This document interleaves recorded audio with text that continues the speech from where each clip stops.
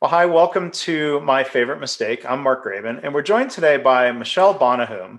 She is founder and CEO of VisionOne High Performance Group, and she's founder also, and we'll talk about this later, of a movement she calls the We Are Unstoppable movement.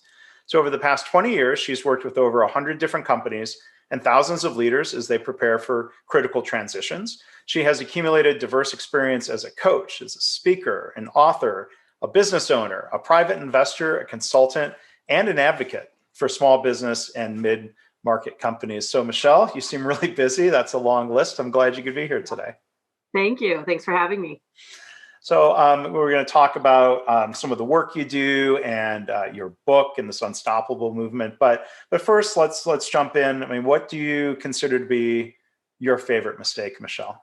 Yeah, I love the term favorite mistake because I guess looking at it, I wouldn't have thought of it as that, but it really is my favorite mistake. I've spent most of my career helping business leaders navigate critical transitions, whether it's accelerating their business, buying and selling, or transitioning to the next generation of leadership. And I talk a lot about work-life balance, and I talk about the need to kind of plan for what I call the 5 Ds, those unexpected events that 50% of all transitions get triggered by these unexpected things like divorce and death and disability and disaster, and so a lot of the things that we're experiencing today.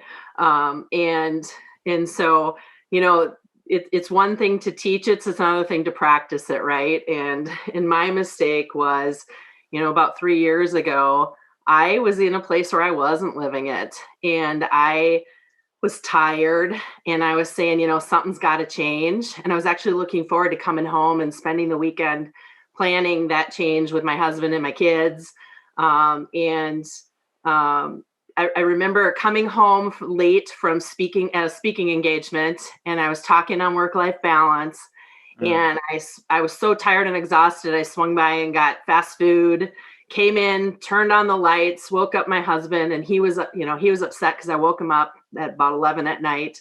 And so he got up angry, went downstairs to sleep. And I just said, thanks a lot. Instead of saying hello, I just said, thanks a lot. The next day I got up, had a full day, came home. Once again, tired. It was the end of the week. Had to take that one last call before, I had kids knocking on my door. Right. And suddenly my daughter came out and said, Mom, you got to come quick. Something's wrong with Dad.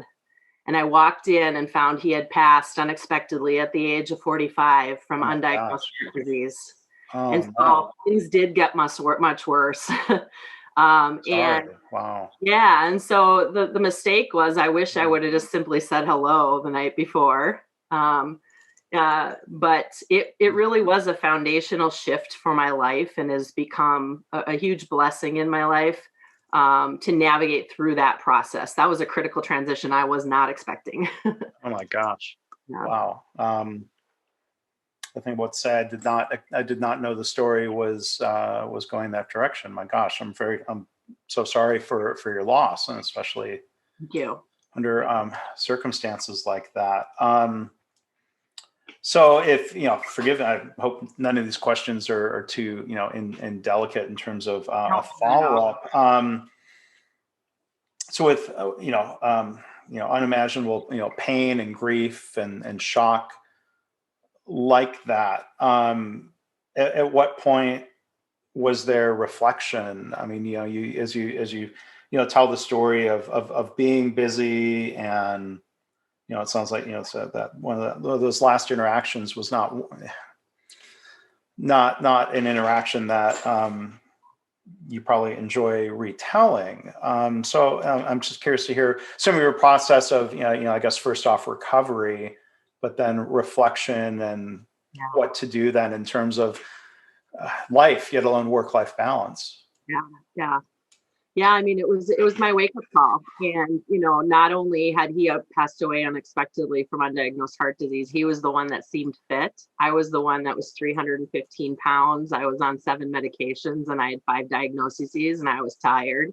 And I had 4 kids that were between the ages of 9 and 15. And so I had to reflect very quickly and I had to get life in order very quickly. And so, I simply turned to what I knew, and I knew 15 years of walking beside business leaders who are navigating critical change. And so I turned to those same tools and resources that that I had been helping those leaders navigate change through. And so the first thing that I did was simply to figure out my why, refigure out my why, because I needed to realize I needed to get healthy for my kids. I needed to get life in order for my kids. My businesses, I had two businesses at the time. They weren't ready for me to step away like that.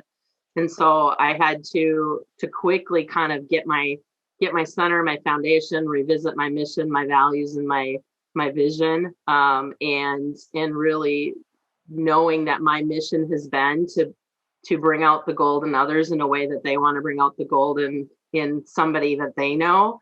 I had to look at, okay, I do a lot of lean work. And so who's my target customer right now? My target customer is my kids, and I need to focus on bringing out whatever they value. And so because I don't want to make that same mistake where we're going to get this figured out next weekend and then have something like this happen with them. And so just pulled out, I'm a journaler. And so I pulled out 20 years of journals to look for what are the clues, the themes, the anchors that I knew. What do I know about who I am? What do I know about what I have? And that was my anchor. And started down the journey of walking through my change model. I literally sat down with the same forms that I use with clients and filled it out. And in a matter of less than 12 months, I lost 100 pounds. Went off all meds. Wow. My relationships with my kids were better than ever, and the companies were stabilized and actually probably operating better without me being there as much as I was. So, it was really kind of a practice what I preach moment, and really a time for me to focus back on my core foundation and what was important to me. Yeah. It struck me earlier you were talking about that, so maybe we can delve into a little bit of the practice what we preach moment. You mentioned the lean methodology. Sometimes that comes up in these episodes where professionally, I do work with that methodology in healthcare and other settings. So I'll admit, so mistakes. We talk about mistakes. I do my best to practice what I preach. I have checklists for certain key things that I do, including this podcast. But you know what happens? Sometimes I don't follow the checklist.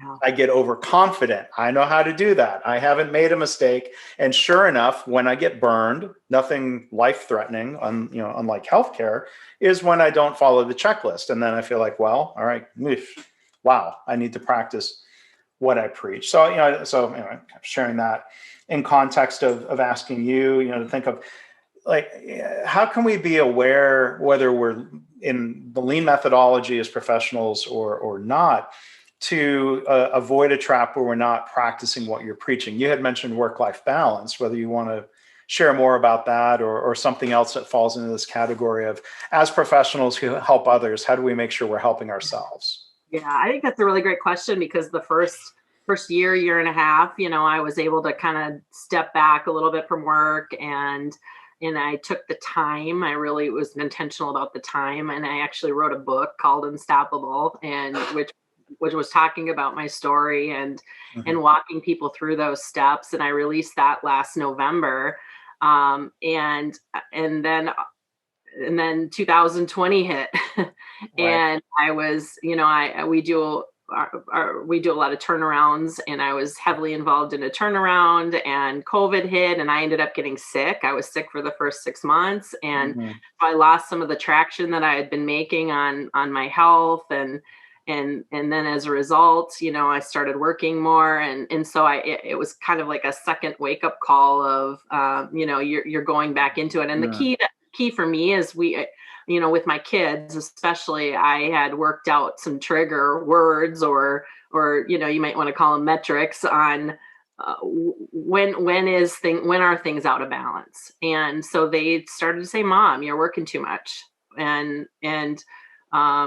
and we need this or we need that. And so then I was able to say, okay, it's time to shift. Like things are getting outside of where we set as being normal. And we were trying to figure out the new normal too, because I'm mom and dad and working from home and navigating many clients that are working from home. And so I needed to not only kind of have those triggers that said, this is what out of balance looks like, but then I also had to be able to quickly come back to that plan and say, we're in new times now, Yeah. and how does it look different? I had to be willing to adapt that plan. And sometimes that's hard for people, especially like people who like to win.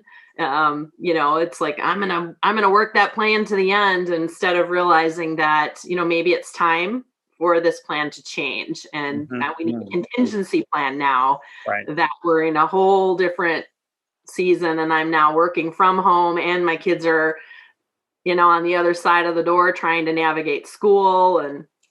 And so I think those are kind of the key things, is, to be nimble, but then also keep that anchor and know what's most important to you, and make sure you have those metrics or those triggers that say this.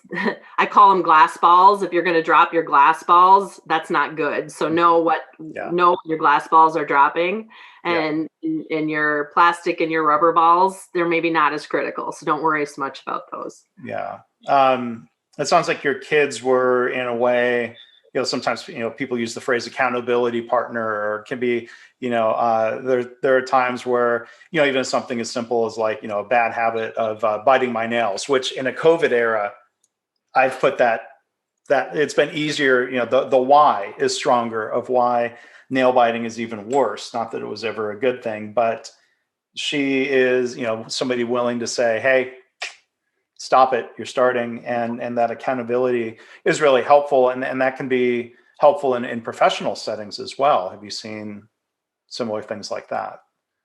Yeah, I mean, I'm a coach by nature, and so I believe everybody needs a coach. Even coaches need coaches, Yep. and accountability is so important. And I think it's important to have those accountability conversations to give permission. I need to give my kids permission to be able to say, things are out of order. I needed to be able to give my team permission to say, Michelle, you're out of line. And things need to get on track. And so to be intentionally seeking that constructive feedback and partnering with others for accountability. That's why I really love the topic of your podcast, my favorite mistake, because when people look at mistakes as opportunities, then you open yourself up to accountability.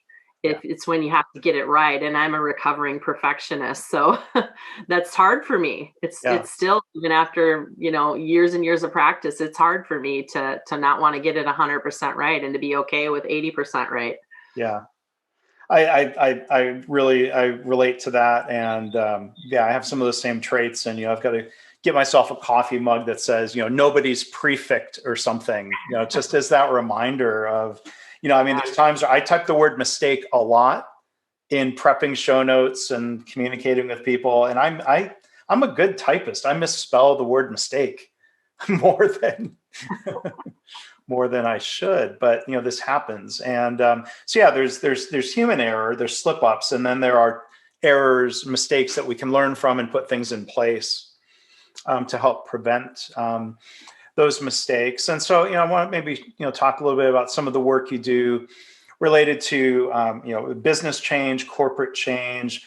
Are there certain mistakes that you see that are learnable, teachable mistakes, I guess would be the better way of saying that? I've made a mistake again. Are there teachable mistakes in that realm that you can talk about? Yeah, I mean, I think the biggest mistake is, especially I work with small and mid-sized businesses. I'm sure this is probably true across the board, is just the need to get it 100% right, and to not be okay with 80% right, and testing it along the way. Like, know what are your guardrails? What are the things you have to do, can't do? But then what are the things you can kind of just leave open, um, for testing of those assumptions. And then because of that, I think the other big mistake that I see is people just not getting started. I call it getting off go, like Yeah. What can you do versus getting stuck and having to get it perfect? And if you can't get unstuck, you can't change. Hmm. Well, there's a psychologist that I interviewed in a different podcast series that I've done out of UCLA.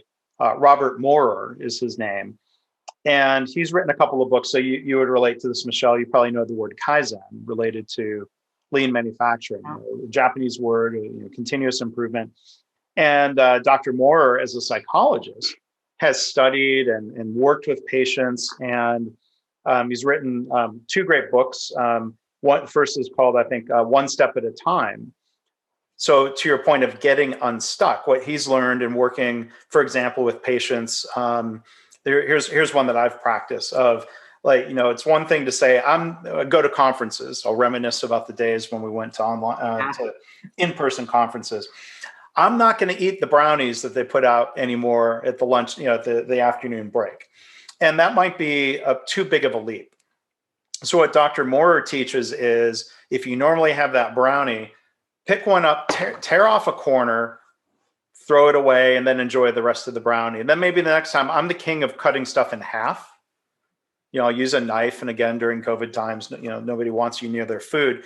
But this idea of, if it's overwhelming to say, I'm giving up brownies altogether, it's less overwhelming to eat 90% of a brownie. And then the science, brain science and psychology has proven that if you get started, you can succeed. Yeah. And it sounds simple, but we get stuck in that way, right? Yeah. Yeah. I think it's really important just to, what is that one step you can take? What do you know? And from there, then it creates the momentum for change.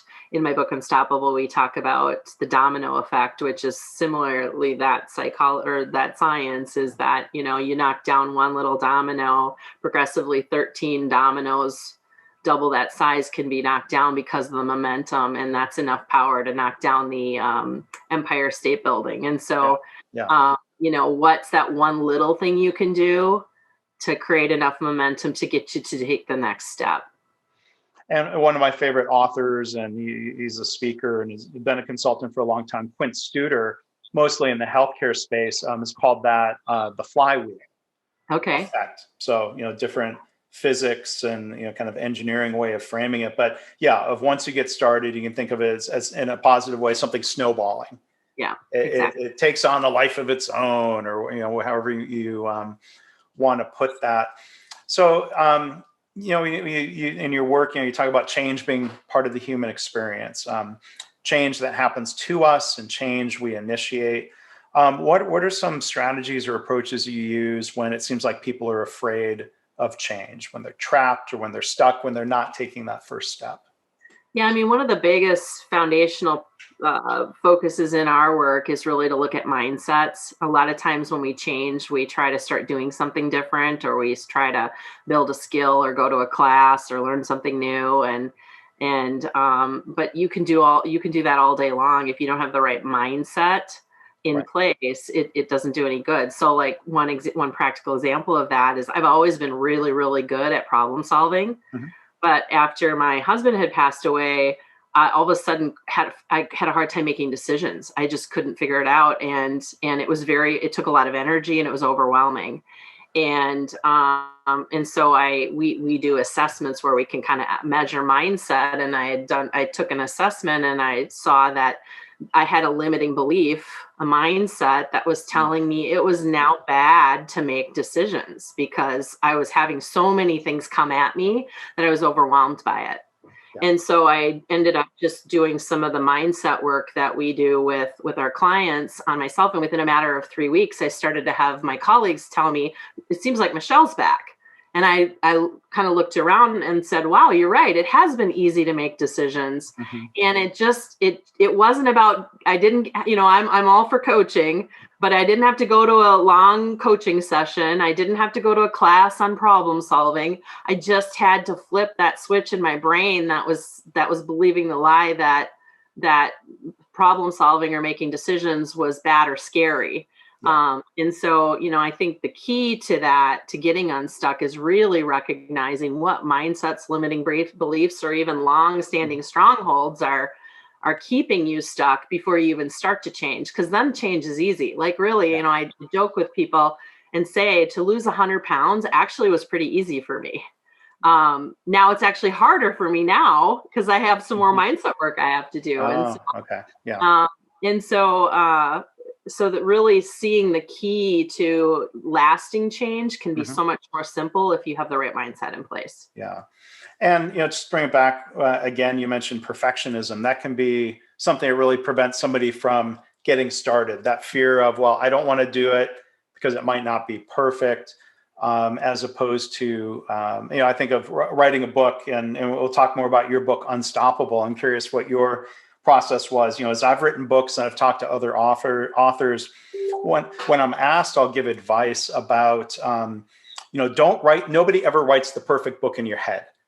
You've got to be willing to Right. write and then look and say, what's good, what's bad. I'm going to edit. I'm going to tweak. I'm going to throw that out, and that can be hard if you're trying to be a perfectionist, right? Yeah. Yeah. Being a perfect, I still struggle with that. In fact, I think writing my book is probably the second favorite mistake I've made. Because I knew it was supposed to be released in November. It was, in my mind, it wasn't anywhere near ready. It took a lot of courage for me to release it in Mm-hmm. its that it was, because I'm like, it's not ready. And I don't know if, like from a strength finder perspective, maximizer is one of my strengths. And so nothing is ever complete or good or whatever. But I'm blessed that I did release it at that time, because Yeah. who knew what was going to happen in 2020. Right. um and and I was able to, I mean, I've probably read the book more this year than any of my readers have read the book, because I've needed to hold on to it and remind myself to make it through a lot of the challenges that have hit myself and my family and our, our client businesses this year. So um That I just really did learn the lesson that even though it doesn't seem perfect, it's maybe still perfect time. Yeah. Well, and it sounds like you're remembering, or reminding yourself of practicing what you preach, follow what's in the book. And yeah, sometimes you get that book done and someone will ask you a question. I'm like, I haven't looked at the book in a while, because you Yeah. get so in your head and you get tired of looking at it. But it's yeah, I'm curious what you're. It sounds like you're saying something similar. I often think a book is never done. You just decide to stop working on it. Right. But Yeah, so deadline helps with that. but that is an accomplishment worth celebrating. And again, the book is Unstoppable. Michelle Bonahoom. The subtitle: 7 Steps to Get Unstuck, Make the Big Change, and Unlock Your Potential. And I think for a lot of people this year, this is a year of reflection. So this is maybe a year to take a look at changes that we want to make or need to make, and figure out, if we're stuck, how to get unstuck. And it seems like your book would be helpful for that. Yeah, I mean, I think when things aren't going to go back to the way they were, and so it's important to be thinking about what's your new normal. And I talked about that with the business owners I work with, is, what's your new normal? And so it is important to take that time and really walk through that reflective process of what you want your change to be, and then what are the practical steps to get through it. Because you know what, it might not be the last day you have. So you don't want to wait. Well, that's, a powerful note to end on. And Michelle, again, thank you for telling. I didn't realize how personal your story was going to be. I'm sorry for your loss, and especially the circumstances. But thank you for, I think, as the people you're working with are saying, and I've just met you, but getting back to the Michelle they knew, right? And unstoppable is a great word to keep in mind. So the website for Michelle's book is www.wearetheunstoppable.com. And then the business that Michelle mentioned with M&A transition work and other business services is www.VisionOnePerformance.com. Michelle, thank you for being here. I certainly wish you the best through the rest of this year and whatever lies ahead for all of us, and for you individually. So really, really appreciate having you here. Thank you. Thanks for having me. Of course.